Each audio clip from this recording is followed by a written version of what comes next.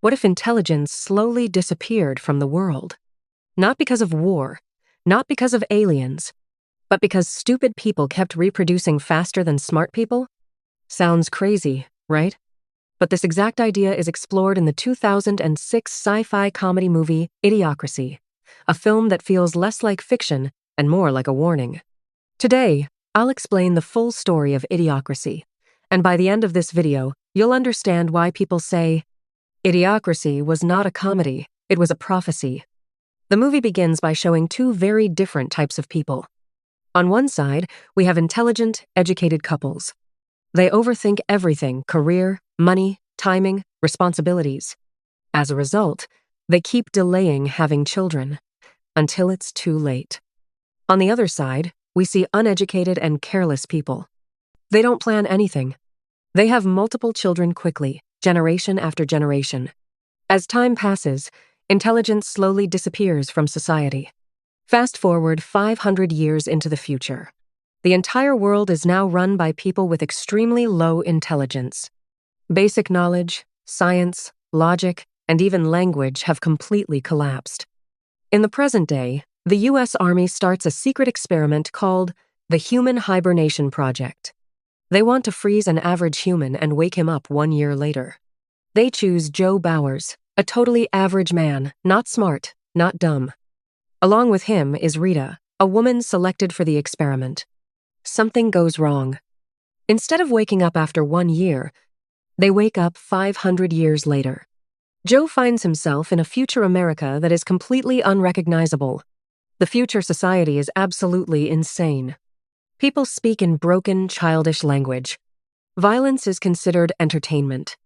Trash is everywhere. Crocs are considered professional footwear.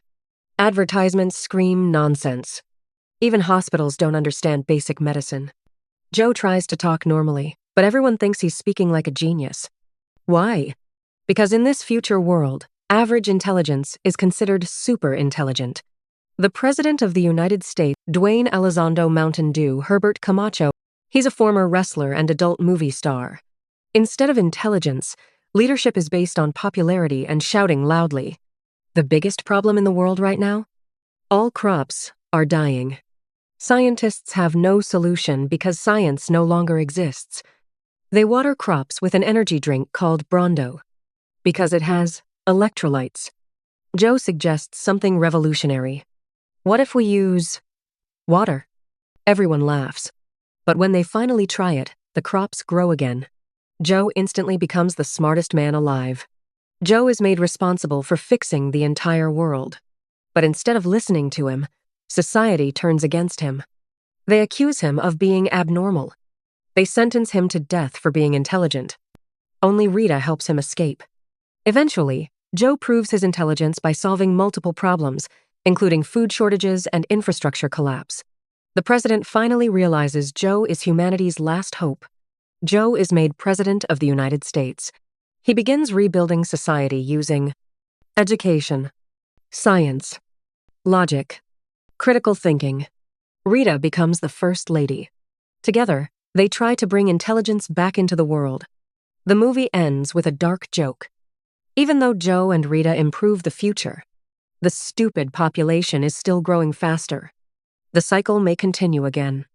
Idiocracy is not just a comedy. It's a satire on modern society.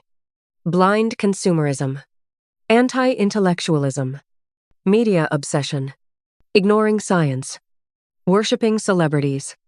The movie asks one terrifying question. What happens when society stops valuing intelligence? And honestly, looking at today's world, this movie feels disturbingly accurate. If you enjoyed this explanation, hit the like button, subscribe for more movie explanations, and comment below. Do you think Idiocracy is becoming reality?